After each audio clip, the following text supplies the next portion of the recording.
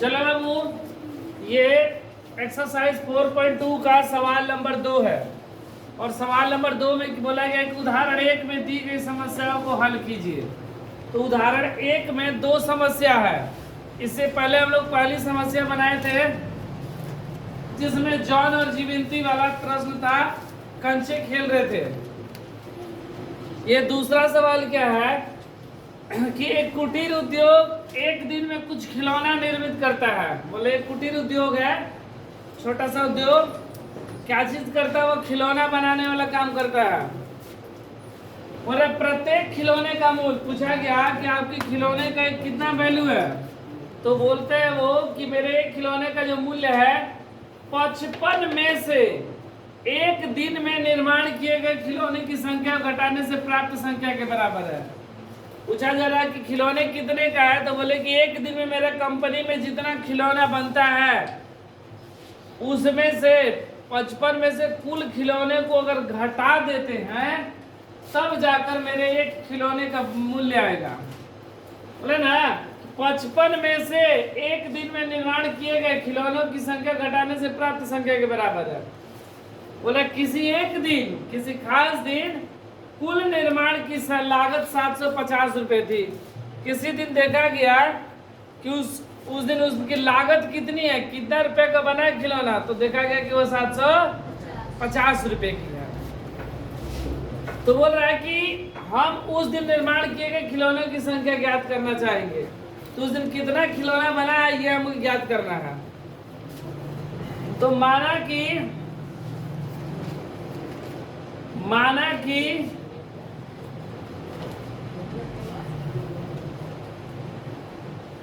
कि निर्माण किए गए खिलौने की संख्या बराबर x। मान ले कितना खिलौना बना मेरा, कुल मिलाकर x खिलौना बना। कुल मिलाकर कितना बना? x खिलौना। और एक खिलौने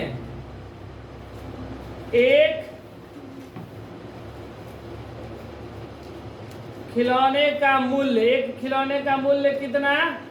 तो बोला गया कि जितना पूछा गया था कि आपके एक खिलौना कितना का है।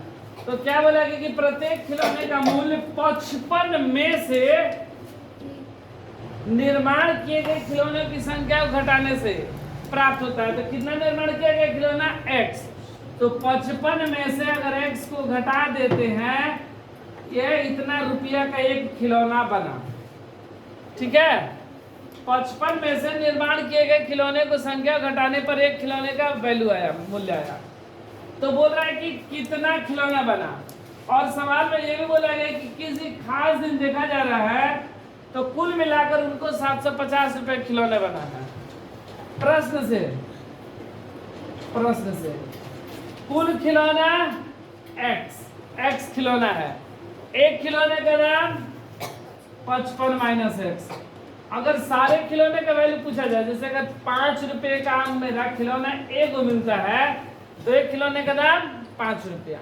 अगर वही 2 खिलौने खरीदेंगे तो 5 दूनी 10 रुपया, 3 खरीदेंगे तो 5 तिहाई 15 रुपया। तो उसी तरह अगर x खिलौना खरीदेंगे तो 5 गुणे x ये होगा ना। अगर 5 एक खिलौने का दाम है तो यहाँ पर खिलौने का दाम 55 माइनस x है, कुल खिलौना कितना है? x है। तो कुल लागत कितना है ये गुणा करेंगे तो ये 750 रुपए का है। ठीक है, अब गुणा करेंगे कितना हो गया? 55x माइनस x स्क्वायर बराबर 700। ये माइनस है, उधर जाएगा तो प्लस का 55 उधर जाएगा तो माइनस का 55x और ये प्लस का 750 इधर है बराबर 0। अब हम लोग क्या कर रहे हैं कि इसे हल करना है। तो गुणा करने पर 750 और जोड़ने पर 55, वो संख्या कौन सी है? 30 और 25। तो x square minus 30x minus 25x जोड़ेगा तो 55 और 25 50 750 अब प्लस 750 बराबर 0। इन दोनों में से x कॉमन, x माइनस 30, इन दोनों में से 25 कॉमन, x माइनस 30 बराबर 0। तो x माइनस 30 एक x माइनस 25 बराबर 0। एक बार x माइनस 30 बराबर 0, एक बार x माइनस 25 बराबर 0। x बराबर 30 और x बराबर 25, इसलिए x का मान कितना हो गया 30 25। हमसे क्या बोला गया था, खिलौने की संख्या ना, और खिलौने की संख्या कितना है x है, इसलिए हमसे बोला खिलौने की संख्या ज्ञात करें, और हम लोग खिलौने की संख्या निकाले हैं x मान है, इसलिए खिलौने की